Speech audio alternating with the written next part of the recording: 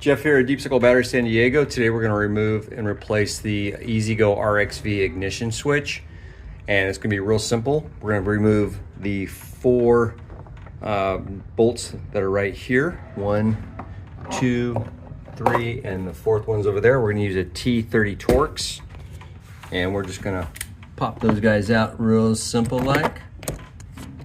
Easy peasy. I already have it loosened up.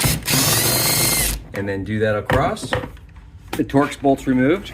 We're gonna go ahead and separate the dash, and then we're gonna find the key switch right here and remove this serial pin from the back.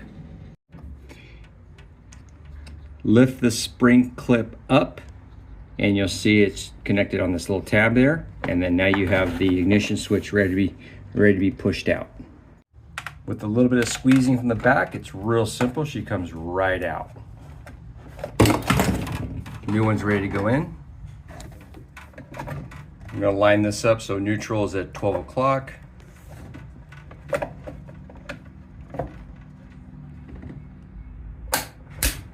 That's a real nice sound to it. Not wiggly at all. Pretty cool. Now let's hook up the serial pin.